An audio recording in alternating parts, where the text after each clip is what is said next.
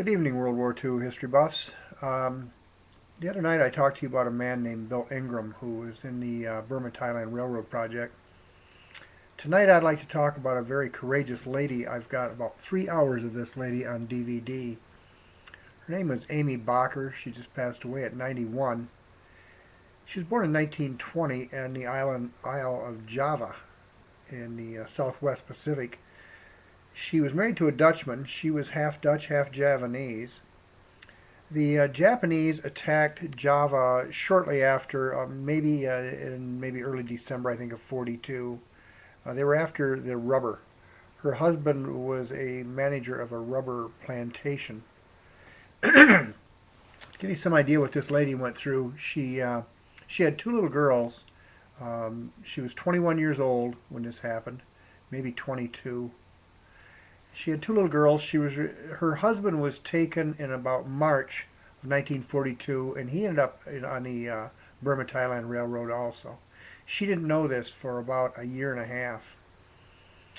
In this time, once she found out he was on the Burma-Thailand Railroad project, she was responsible for these two daughters, her father, who was retired from, I believe, Shell Oil, and a younger brother, as well as other family members.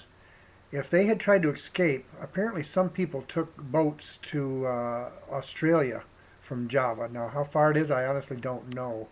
I don't know if it'd be like the people that try to escape Cuba and come here in boats. I'm not sure the distance. If they had tried to do that, she would have been held responsible. This lady was under the constant threat of rape, probably murder.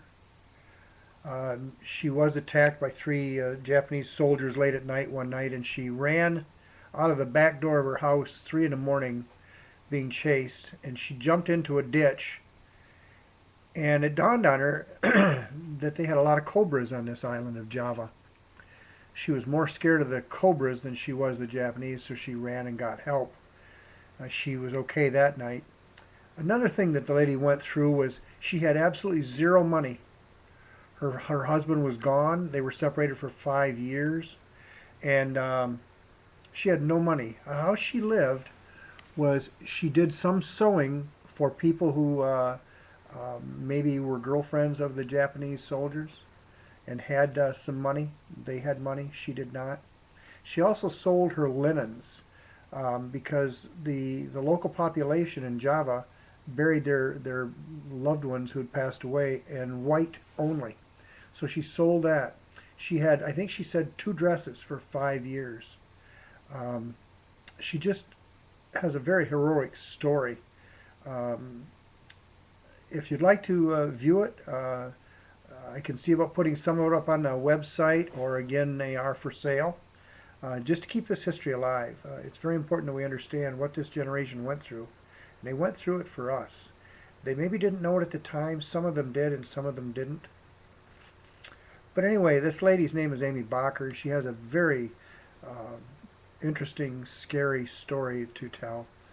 Her and her husband, it took them another year and a half to get together after the end of the war because the locals in Java wanted the Dutch out. So they constructed what would be called a bamboo curtain, just like they did the Iron Curtain in Berlin in '61. And he was on one end of the island and she was on the other. It took a year and a half for them to get back together.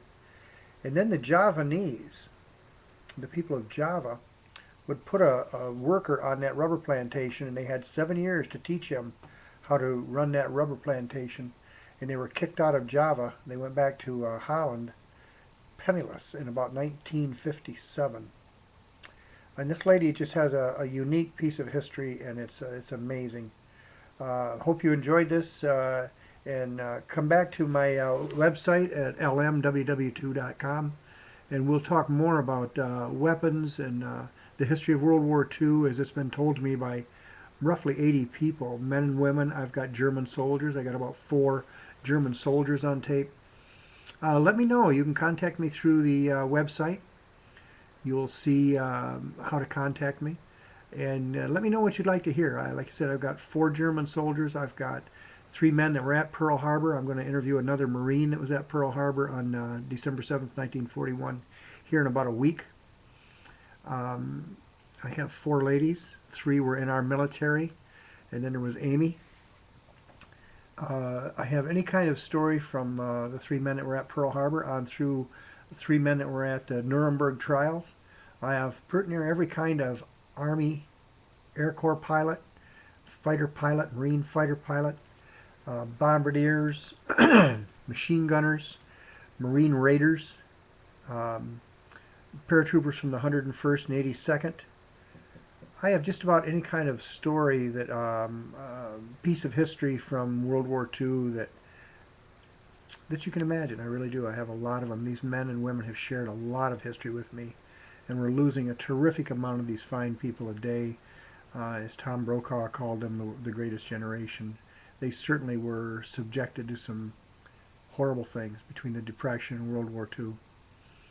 So check in with us next day or so, and we'll have some more to talk about. Let me know what you'd like to hear.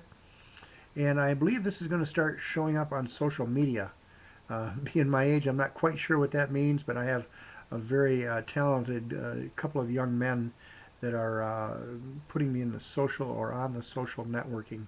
So keep your eyes open and for these stories to be told, and for this history and this factual history to be repeated so that people understand what we've been given.